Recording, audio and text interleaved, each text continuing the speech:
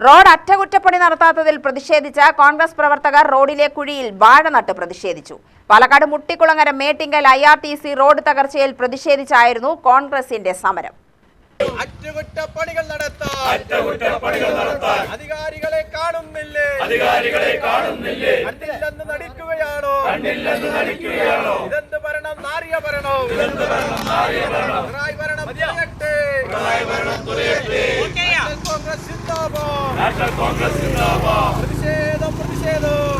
നിരന്തരമായ അധികൃതരുടെ അവഗണനയിൽ പ്രതിഷേധിച്ചായിരുന്നു പുതുപ്പരിയാരം മണ്ഡലം കോൺഗ്രസ് കമ്മിറ്റി റോഡിൽ വാഴ നട്ട് പ്രതിഷേധിച്ചത്.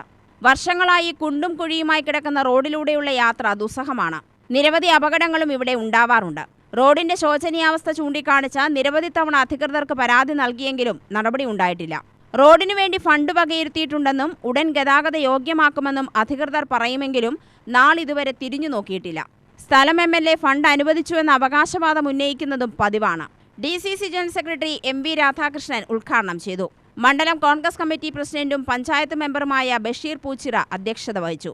ബ്ലോക്ക് പ്രസിഡന്റ് PK വാസു, ഭാരവാഹികളായ MN Swaminathan, P കാജാമൊയ്തീൻ, MN Aravindakshan, AC Siddharthan, R Shiju, PA Mammootty, K Sudevan, panchayat മെമ്പർമാരായ ഷാജു ജോൺ, K കൃഷ്ണകുമാർ, രാകേഷ്, രാജേന്ദ്രൻ തുടങ്ങിയവർ സംസാരിച്ചു.